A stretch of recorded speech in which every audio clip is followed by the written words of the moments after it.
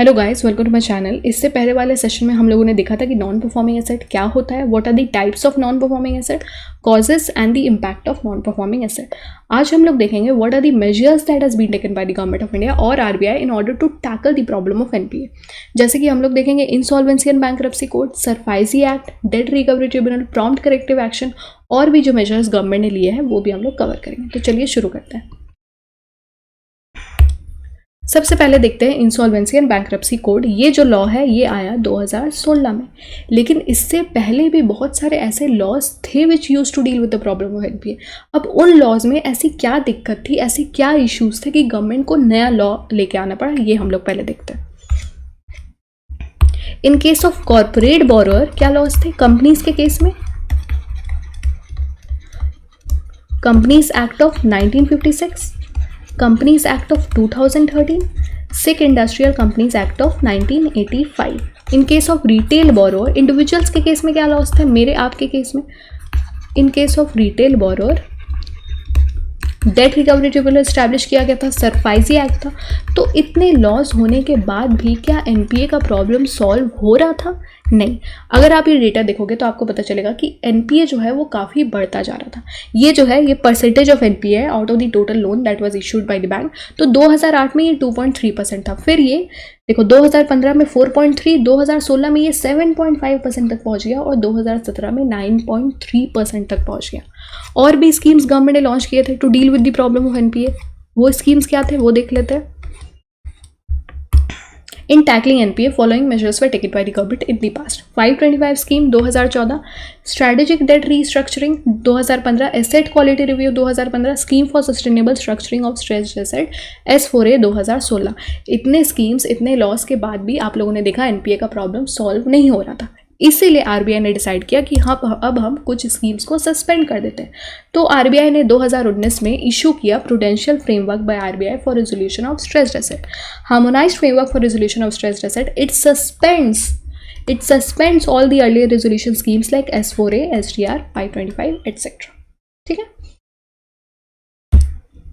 देखो, जब date recovery tribunal establish किया गया था under which act? Under recovery of debt due to bank and financial institution act of 1993। अब इसमें क्या इश्यूज थे ये देख लेते हैं। ये जब डेट रिकवरी ट्रिब्यूनल स्टैब्लिश किया गया था ये किसके केसेस को कंसिडर करता है? Retail borrower. रिटेल बोरोअर के केसेस को ये कंसिडर करता है। सपोज बैंक लोन प्रोवाइड की, एक साइड में कॉर्पोरेट बोरोअर है मतलब कंपनीज है और एक साइड में रिटेल बोरोअर है, इंडिविजुअल्स है। सपोज मैंने बैंक से लोन लिया और मैं लोन रीपे नहीं कर पा रही हूँ, मैं एक रिटेल बोरोअर हूँ, मैंने बैंक से लोन लिया और मैं लोन रीपे नहीं कर पा रही हूँ, तो बैंक मेरे खिलाफ कहाँ जाके केस फाइल कर सकता है? डेट रिकवरी ट्रिब्यूनल के पास। अगर कोई कॉर्पोरेट बोरोअर बैंक का लोन रीपे नहीं कर पा रहा है तो उस केस में बैंक किसके पास जाके केस फाइल कर सकता है? नेशनल कंपनी लॉ ट्रिब्यूनल के पास, एनसीएलटी के पास। ठीक है। तो ये डेट रिकवरी ट्रिब्यूनल उतना ज़्यादा सक्सेसफुल नहीं था इन solving the problem of NPA. बहुत सारे इश्यूज थे, ये तो बहुत सारे केसेस पेंडिंग रह जाते थे। केसेस को सॉल्व करने के लिए इतने ज़्यादा साल, मतलब 5 साल 10 साल ऐसे लग जाते थे। बहुत सारे केसेस सॉल्व ही नहीं होते थे, पेंडिंग रह जाते थे। बहुत सारे इश्यूज था जैसे कि इनसफिशिएंट नंबर ऑफ जजेस, इंफ्रास्ट्रक्चर इश्यूज। इसीलिए डेट रिकवरी ट्रिब्यूनल भी उतना ज़्यादा सक्सेसफुल नहीं हुआ in solving the problem of NPA. Debt recovery tribunal were established to facilitate the debt recovery involving banks and other financial institution with their customers. Inadequate infrastructure coupled with the insufficient number of debt recovery tribunal has made them incompetent to handle the rising volume of disputes। तो बहुत सारे cases pending रह गए, बहुत सारे issues थे, date recovery tribunal भी successful नहीं हो पाया। अब उसके बाद आता है सरफाइजी एक्ट 2002 में। अब देखो सरफाइजी का फुल फॉर्म क्या है? Securitisation and reconstruction of financial asset and enforcement of security interest act. ये जो सरफाइजी एक्ट है ये एप्लीकेबल है only in cases of secured loans. Secured loans मतलब सपोज मैंने बैंक से लोन में पैसा लिया और मैं अपने एसेट को प्लेज करके लोन में पैसा ले रही हूँ। सपोज मैं अगर लोन में पैसा ले रही हूँ तो मैं अपना कार गिरवी रखा के अगर लोन में पैसा ले रही हूँ, तो उस केस में अगर मैं कोई चीज़ प्लेज कर रही हूँ, मैं कोई एसेट को प्लेज कर रही हूँ, मैं कोई चीज़ गिरवी रखा के अगर पैसा ले रही हूँ, सिर्फ उस केस में सरफाइजी एक्ट एप्लीकेबल होता है। अब ये देखो अब देखो, अब अगर मैंने बैंक से लोन में पैसा लिया और मैं अगर लोन रीपे नहीं कर पा रही हूँ, तो मैंने कार गिरवी रखा हुआ है, तो बैंक के पास पावर है कि अगर मैं लोन रीपे नहीं कर पा रही हूँ तो बैंक मेरे कार को बेच देगा in order to recover the loan amount without the permission of the court. ऐसा करते टाइम उसको कोर्ट के परमिशन की ज़रूरत नहीं पड़ती है। जब वो मेरे एसेट को बेच रहा है, जब वो मेरे कार को बेच रहा है लोन का पैसा रिकवर करने के लिए, क्योंकि मैं लोन रीपे नहीं कर पा रही हूँ, ऐसा करते टाइम उसको कोर्ट के अप्रूवल की, कोर्ट के परमिशन की कोई ज़रूरत नहीं पड़ती। ये होता है SARFAESI act. The Sarfaisi Act allows banks and other financial institutions for auctioning commercial or residential property to recover a loan when a borrower fails to repay the loan amount. Sarfaisi Act is a law that allows Indian banks and financial institutions to sell or auction the assets or property of credit defaulters without any intervention from the courts. ठीक है। Agriculture land is exempted from SARFAESI attachment. जब आप अपने asset को pledge कर रहे हो तो आप एग्रीकल्चर लैंड को प्लेज नहीं कर सकते। The SARFAESI act also provides for the sale of financial asset by bank and financial institution to asset reconstruction company. SARFAESI act में बैंक के पास पावर है कि जो वो बैड लोन्स है, जो बैड एसेट्स है, जो लोगों ने गिरवी रखा है, वो किसके पास बेच सकती है? एसेट रिकंस्ट्रक्शन कंपनीज को बेच सकती है। तो ये था सरफाइसी एक्ट। अब सरफाइसी एक्ट में क्या इशू था कि ये इसका मेन फोकस जो है वो लिक्विडेशन पे था। मतलब कि लोन का पैसा भाई रिकवर नहीं हो रहा है तो एसेट को बेच के, कार को बेच के, घर को बेच के, प्रॉपर्टी को बेच के लोन का पैसा रिकवर कर लो। बस यही एक तरीका था, क्योंकि कोर्ट के परमिशन की तो ज़रूरत है नहीं, तो जब चाहे वो जो है एसेट को बेच के लोन का पैसा रिकवर कर सकते हैं। लेकिन ये सही तरीका नहीं है। हमेशा क्या आपको सही वैल्यू मिलेगा? सपोज 1 लाख का मैंने लोन लिया है, लेकिन मेरा एसेट जो है उसका वैल्यू तो कम होते रहेगा over a period of time. आपको तो ज़रूरी नहीं है कि वो एसेट से अच्छा खासा वैल्यू मिलेगा। 1 लाख का मैंने लोन लिया, लेकिन बैंक जो है वो जो मेरा कार है उससे सपोज सिर्फ 20,000 रुपये ही रिकवर कर पा रही है, तो क्या वो सही वैल्यू है? नहीं। तो सिर्फ लिक्विडेशन पे ही फोकस किया जाता है इन केस ऑफ सरफाइसी एक्ट। तो ये सबसे बड़ा इशू था। ठीक है। तो इतने प्रॉब्लम्स, इतने इश्यूज के बाद गवर्नमेंट ऑफ इंडिया लेके आती है insolvency and bankruptcy code. Insolvency and bankruptcy code 2016। यहाँ पे इंसॉल्वेंसी का मतलब होता है व्हेन अ पर्सन और एंटिटी और company is unable to repay the loan, unable to pay the debt, then it will be considered as insolvent situation. Bankruptcy अगर यही चीज़ कोर्ट डिक्लेयर कर दे कि सच पर्सन और such entity, such company does not have the financial capacity to repay the loan, यही चीज़ अगर court declare कर रही है तो उसको बोलते हैं बैंक्रप्सी। तो अभी हम लोग देखेंगे कि क्या इंसॉल्वेंसी रेजोल्यूशन प्रोसेस फॉलो किया जाता है अंडर आईबीसी। देखो, सपोज एक क्रेडिटर है, या फिर कमिटी ऑफ क्रेडिटर भी हो सकता है। कमिटी ऑफ क्रेडिटर मतलब कि ग्रुप ऑफ क्रेडिटर्स भी हो सकते हैं। ये क्रेडिटर ने, सपोज बैंक क्रेडिटर है, ठीक, आप ले लो कि बैंक क्रेडिटर है और बैंक लोन प्रोवाइड कर रही है। एक साइड में है कॉर्पोरेट बोरोअर और एक साइड में है रिटेल बोरोअर। बैंक जब ये रिटेल बोरोअर को लोन में पैसा दे रही है, अगर ये रिटेल बोरोअर लोन रीपे नहीं कर पा रहा है, then bank has the power to file case against this retail borrower under debt recovery tribunal. In case of corporate borrower, if this corporate borrower is unable to repay the loan to the bank, then bank has the power to file application of insolvency proceeding against this corporate borrower under NCLT, national company law tribunal. तो अभी हम जो insolvency resolution process देखेंगे वो corporate borrower के लिए देखेंगे, ये ज़्यादा इंपॉर्टेंट है। ठीक है। देखो, तो क्रेडिटर है, सपोज बैंक क्रेडिटर है और बैंक ने कॉर्पोरेट बोरोअर को लोन प्रोवाइड किया। अब ये कॉर्पोरेट बोरोअर अगर लोन रीपे नहीं कर पा रहा है तो बैंक कहाँ जाके एप्लीकेशन फाइल करेगा? NCLT के पास। अब ये जो NCLT है, ये NCLT के पास, नेशनल कंपनी लॉ ट्रिब्यूनल के पास 14 दिन है। कितना दिन? 14 दिन है, either to accept the application of the bank और reject the application of the bank. ठीक है। अब इसके पास 14 दिन है। अब सपोज अगर NCLT ने एप्लीकेशन को एक्सेप्ट कर लिया, अगर एप्लीकेशन को एक्सेप्ट कर लिया, then NCLT will appoint insolvency professional. किसको अपॉइंट करेगी? इंसॉल्वेंसी प्रोफेशनल को। ये जो इंसॉल्वेंसी प्रोफेशनल होते हैं ना, ये बेसिकली एक्सपर्ट्स होते हैं या फिर लाइसेंस्ड प्रोफेशनल होते हैं जो कि हैंडल करते हैं पूरे ये रेजोल्यूशन प्रोसेस को। तो इंसॉल्वेंसी प्रोफेशनल को NCLT अपॉइंट करेगी। अब ये इंसॉल्वेंसी प्रोफेशनल क्या करेगा? ये क्रेडिट रिलेटेड इंफॉर्मेशन लेगा of the borrower from information utility. ये जो इंफॉर्मेशन यूटिलिटी है ना, यहाँ से इंफॉर्मेशन लेगा इंसॉल्वेंसी प्रोफेशनल। क्या इंफॉर्मेशन लेगा? क्रेडिट रिलेटेड इंफॉर्मेशन लेगा। ये कॉर्पोरेट बोरोअर का क्रेडिट रिलेटेड इन्फॉर्मेशन लेगा, मतलब कि उसकी क्रेडिट हिस्ट्री क्या है, वो लोन रीपे टाइम पे करता था कि नहीं करता था, पूरी जो उसकी क्रेडिट हिस्ट्री है वो कॉर्पोरेट बोरोवर का ये इंसॉल्वेंसी प्रोफेशनल ले लेगा। किससे लेगा? इन्फॉर्मेशन यूटिलिटी से लेगा। अब उसका क्रेडिट रिलेटेड इन्फॉर्मेशन लेने के बाद ये क्या करेगा इंसॉल्वेंसी प्रोफेशनल, ये कमिटी ऑफ क्रेडिटर्स को अपॉइंट करेगा।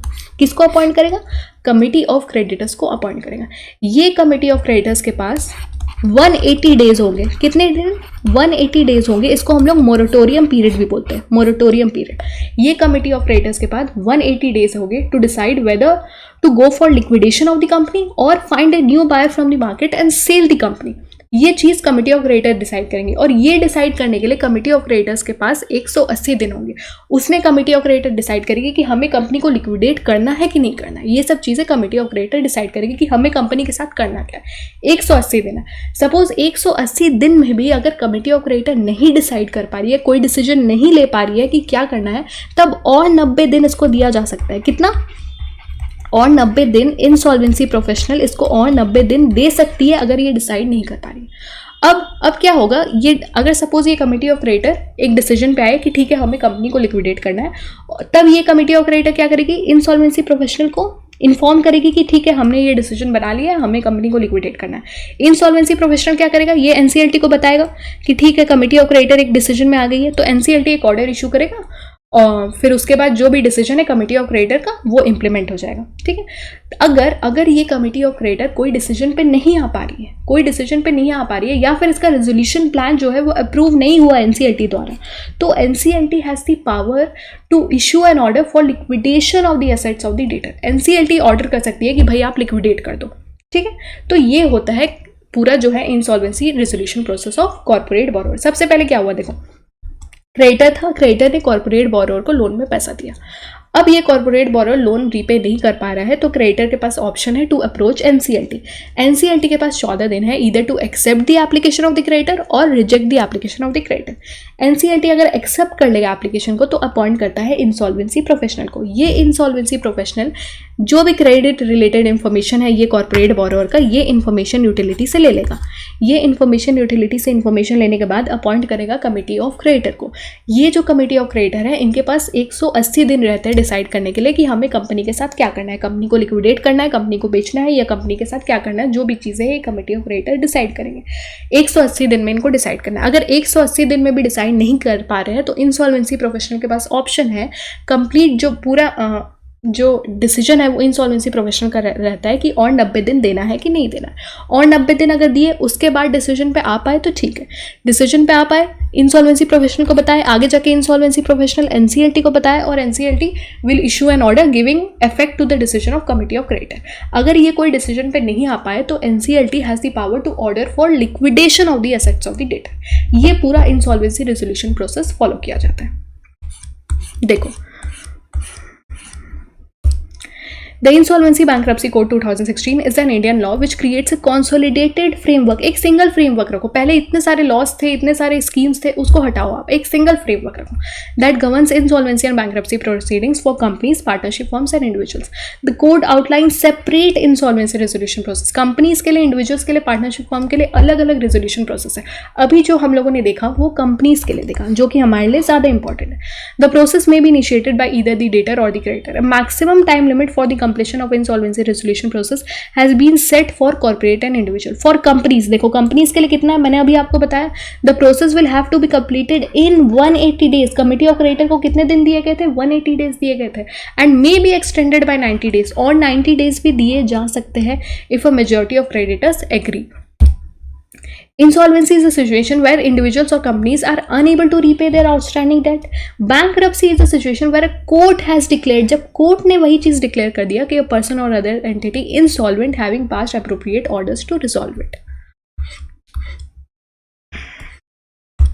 की प्रोविजंस देखो, मैंने आपको बताया कि ये जो इंसॉल्वेंसी एंड बैंक्रप्सी, इसमें ये जो इंसॉल्वेंसी एंड बैंक्रप्सी कोड है इसमें बहुत सारे इंस्टीट्यूशंस जो है वो स्टैब्लिश किए गए हैं in order to facilitate the resolution process.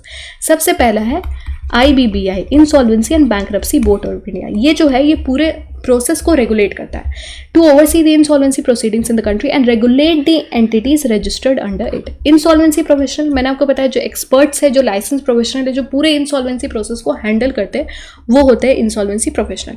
The insolvency process will be managed by the licensed professional. This professional will also control the assets of the debtor during the insolvency process.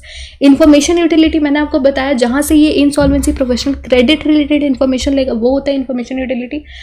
Information utility collect, collate, authenticate and disseminate financial information to be used in insolvency, liquidation and bankruptcy proceedings। फिर आता है bankruptcy and insolvency adjudicator। जैसे कि मैंने आपको बताया इन case of company कौन है, NCLT है, नेशनल कंपनी लॉ ट्रिब्यूनल है। इन केस ऑफ इंडिविजुअल कौन है, देखो इंडिविजुअल्स के केस में डेट रिकवरी ट्रिब्यूनल है, एडजुडिकेटिंग अथॉरिटी। और इन case of company adjudicating authority कौन है, national company law tribunal. In case of companies NCLT है, ठीक है। तो ये सब टर्म्स आपको पता चल गया, क्या प्रोसेस फॉलो होता है वो आपको पता चल गया, क्या कमी थी पहले के लॉज में जो IBC लाना पड़ा ये भी आपको पता चल गया। तो ये हम लोगों ने देख लिया इंसॉल्वेंसी एंड बैंक्रप्सी कोड। अब हम लोग चलते हैं और देखते हैं और क्या क्या जो है मेजर्स गवर्नमेंट ने लिए हैं।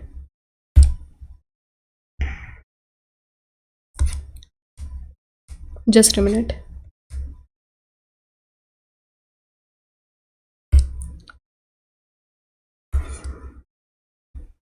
तो देखो ये जो प्रॉम्प्ट करेक्टिव एक्शन है ये RBI ने इंट्रोड्यूस किया in the year 2002, then it was reviewed in the year 2017। तो under prompt corrective action framework RBI क्या करता है, RBI इवेल्युएट करता है performance of banks based on certain indicators, based on certain parameters. वो indicators, वो parameters क्या है वो देख लेते हैं। मतलब RBI बैंक का क्या देखेगा, देखेगा capital to risk weighted asset ratio bank का कितना है, नेट नॉन परफॉर्मिंग एसेट कितना है, रिटर्न ऑन एसेट कितना है, लेवरेज रेशियो कितना है। अगर बैंक इन इंडिकेटर्स में, इन पैरामीटर्स में अच्छा परफॉर्म कर रही है तब तो ठीक है। अगर अच्छा परफॉर्म नहीं करिए, सपोज अगर कोई बैंक का जो नॉन परफॉर्मिंग एसेट है वो 9%, 12% ऐसे अगर पहुंच जा रहा है तो RBI उस बैंक को under prompt corrective action framework रख सकती है। मतलब उस बैंक के खिलाफ कुछ एक्शंस ले सकती है। क्या एक्शन ले सकती है, RBI बोल सकती है बैंक को कि आप जो है डिविडेंड जो अनाउंस करो वो मत करो, आप ये एम्प्लॉयज़ का जो है सैलरी कम कर दो, आप इन सेक्टर्स को लोन मत प्रोवाइड करो। तो ये सब एक्शन जो है बैंक ले सकती है under prompt corrective action framework. तो देखो prompt corrective action is a framework under which the banks with weak financial metrics are put under watch by RBI। RBI's prompt corrective action framework is a set of guidelines for banks that are weak in terms of identified indicators, including poor asset quality, insufficient capital, and insufficient profit or losses. It aims to check the problem of NPA in the Indian banking sector. ये आप note कर लीजिएगा कि prompt corrective action is applicable only to commercial bank and not to cooperative bank and NBFC। ये जो prompt corrective action framework है it is applicable only to the commercial bank, not to NBFC और cooperative bank. अब देखो, अब है 4R strategy. ये जो है ये 4R स्ट्रैटेजी रिकमेंड किया गया in the economic survey of 2015-16।